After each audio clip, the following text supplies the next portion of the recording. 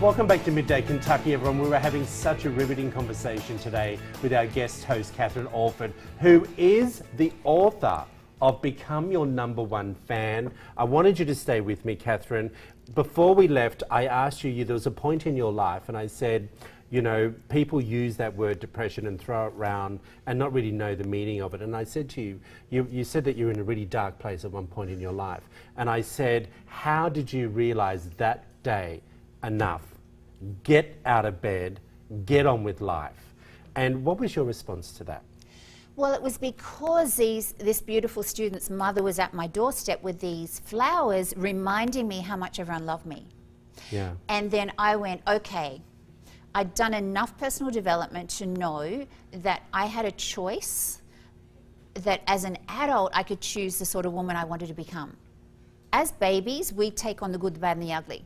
Yeah. Of our environment. We're sponges. Exactly. And so I actually, even though I was incredibly fatigued and didn't have a lot of life force energy in me, I was excited by the fact that I could become the woman. I fell into 1,000 pieces and I went, how am I going to rebuild myself? And I get to choose who I want to become. Okay, I understand.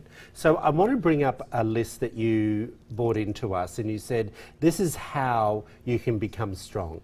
This is how you can get going again, correct? It's how you can get going, and it's also how you can actually make your dreams a reality, because sometimes people give up on their dreams because they fail the first time. And, you know, I say that failing is all part of the process. Yeah, let's look at this first one. Your past doesn't have to dictate your future.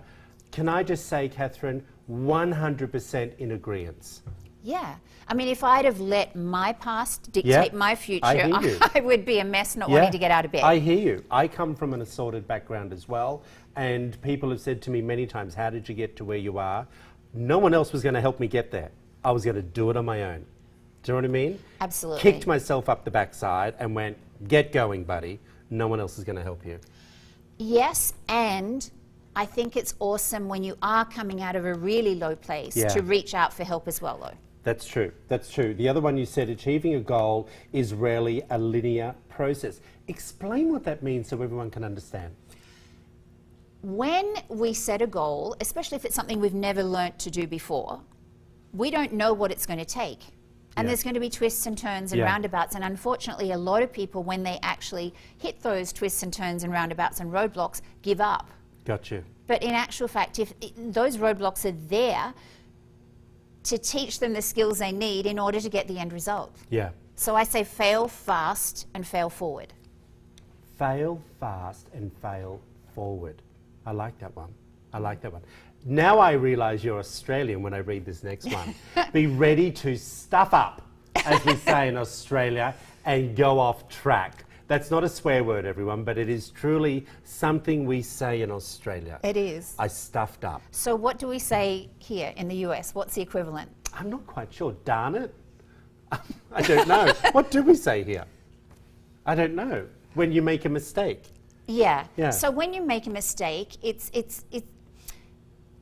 crucial to not let that inner critic run the show and go, oh, there you go. If you wanted to actually lose weight, by the way, I actually don't suggest people use the word lose, because lose has a negative connotation if you lost your keys or you lost your relationship.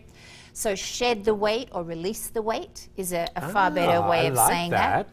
So if, say, you're wanting to shed the weight and you go out and you eat chocolate cake or you eat a whole lot of chips or pizza or whatever, a lot of people will really chastise themselves, and that causes us to spiral down and then go, oh, what the hell, I've gone off track, I might as well have pancakes for breakfast. Instead of doing that, just go, oh, I've gone off track, time to reset, hit a new button, just hit the reset, refresh button, and then just go on. Kathryn, I want to ask you very quickly, because we're going to get to break. What's something you can say to someone who's sitting at home watching you right now? Of course, they're going to be able to get the book, but what do you do when they're in their lounge, in their sofa, just going, I can't do this? What's your first bit of advice? I have some winning words that I like to teach people to say, I can't do that yet. Okay. Or I haven't been able to do that in the past. Okay. Or I haven't been able to do it up until now. Okay, I got you. Guess what, everyone? Put up the full screen. This is what you need to do. Get a free copy of Kathryn's book at becomeyournumberonefan.com. You heard me right, everyone. A free copy. It's a great read. We appreciate you coming in here. All the other information that you need to find out about Kathryn Orford, there it all is up on the screen now. Thank you. Free copy, everyone. Let's bring up that full screen again if we can. Become Your Number One Fan. How do people get hold of it? There it is. becomeyournumberonefan.com. We'll be right back after this short break, everyone. You're watching Midday Kentucky.